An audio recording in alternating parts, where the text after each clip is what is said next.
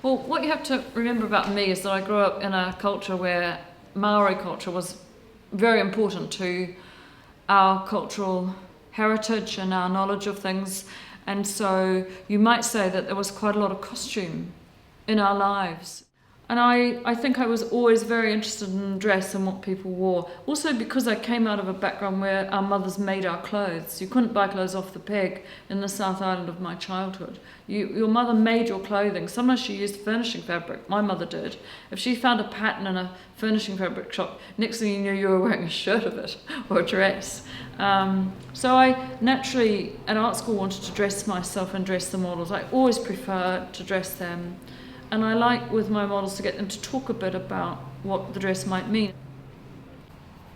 The idea behind the class is that the model and I collaborate. It's a joint effort, and I really like to work with the model as a partner and to get them to put in contributions and to bring clothes and spark ideas. And it's just thinking richly and imaginatively about how many colours you might use and how you might deploy the colours, because one more colour can produce a kind of sense of emotion or drama or more form, more structure. You know, people have their own take on how patterns work and what dresses might be, and I like that as well, because it's like a stepping off point. And in this class, it's not just about copying what I provide, because that would be me giving everybody the ideas. It's taking the ideas and running with them and turning them into something that you want to do that means something personally to you. So when I am painting a picture, I mean, there's one picture I did. It was a portrait of a man who rows on the river. He's actually a member of the Watermen's Guild, and he's been rowing on the river all his life.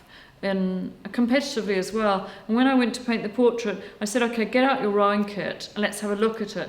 And he and I and his wife, we chose all bits of worn out rowing kit over a lifetime of rowing on the river that didn't match. And he said, that's exactly what I want. So he wore all this completely mismatched rowing kit, and he was on top of his house at Barnes.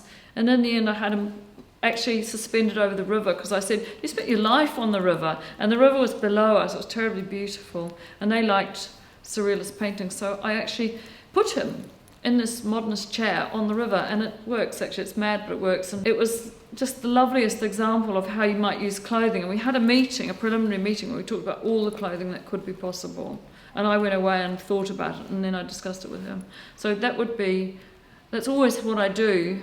With Lionel, with the American clothing, I made a note in my sketchbook, because he passed me on the street and I talked to him, and I made a note saying he's wearing amazing clothing that's really interesting, and I listed what he had on. And then I made some little idea sketches, like plans, little rough plans. Same with the portrait of the city lawyer who rows on the river. I did a lot of rough scribbly drawings and notes about the clothing and the colour of the clothing, and how we might use the clothing. Always.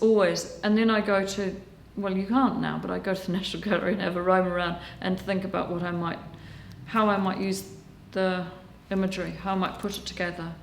Because I do a lot of drawing in the National Gallery, I always have, so I've got a kind of head of ideas of how a picture might be.